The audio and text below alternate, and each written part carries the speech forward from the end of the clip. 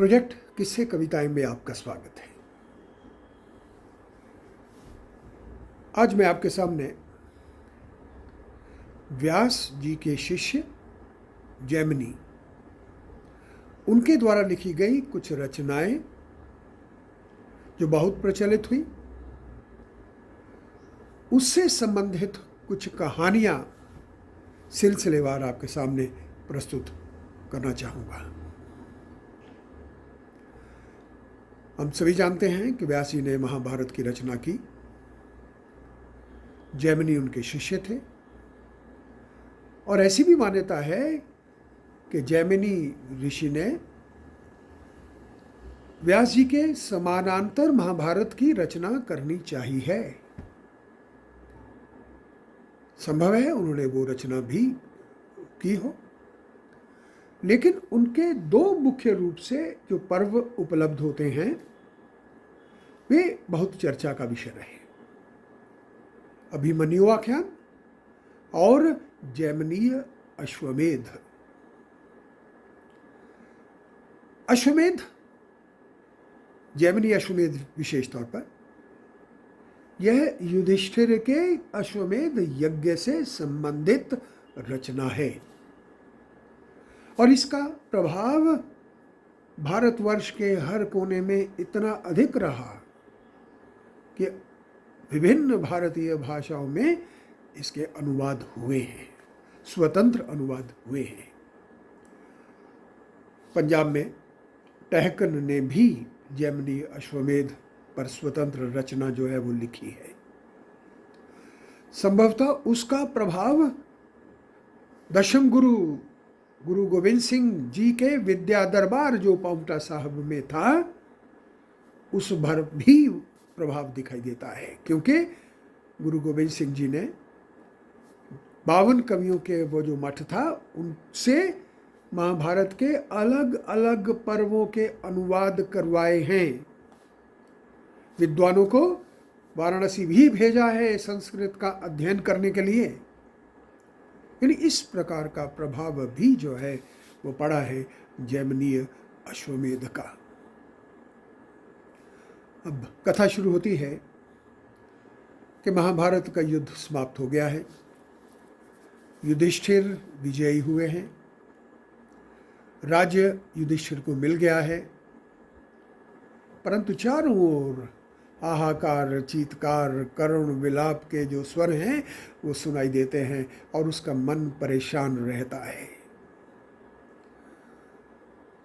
उन्हें ये बात भी अखरती है कि पहले जिस प्रकार के कर्ण दानवीर थे, उनके द्वार पर आते हुए लोग कभी निराश नहीं लौटते थे, अब वो निराश लौट रहे हैं।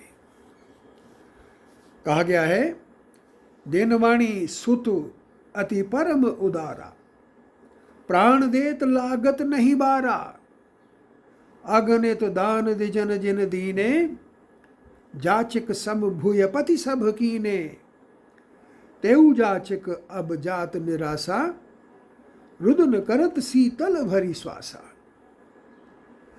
जो ग्रह दान पुण्य करी चर्चित, सो अब देखो दान विवर्जित।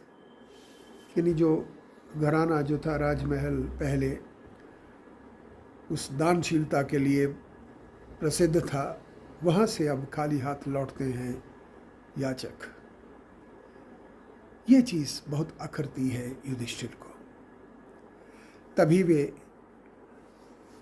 महर्षि व्यास से प्रार्थना करते हैं कि उन्हें किस प्रकार से इस सब से मुक्ति मिल सकती है।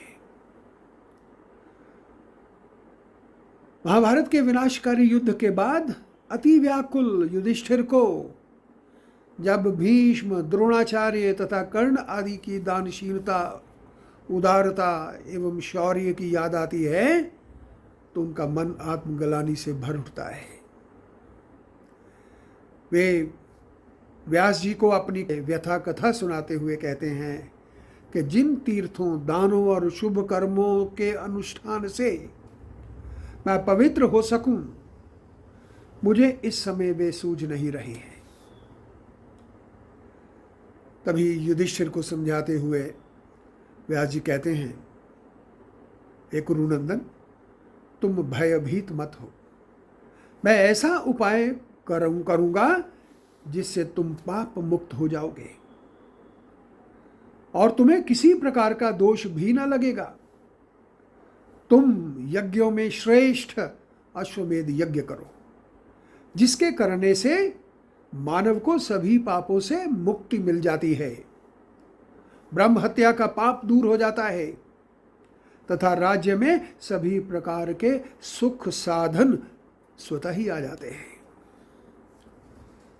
तभी व्यास जी के आशीर्वचन सुनकर युधिष्ठिर दीनवाणी में कहते हैं, हे महात्मन, इस समय मैं धनहीन हूं। धन के बिना यज्ञ संभव नहीं तथा धन पाने के लिए मैं प्रजा को प्रताड़ित भी नहीं कर सकता और ना ही मैं माता पिता से हीन बालक राजाओं को मार सकता हूं। इसके अतिरिक्त इस समय मुझे अपना कोई सहायक भी दिखाई नहीं देता है। अतः ऐसी स्थिति में मैं अपना कर्तव्य समझ पाने में असमर्थ हूं।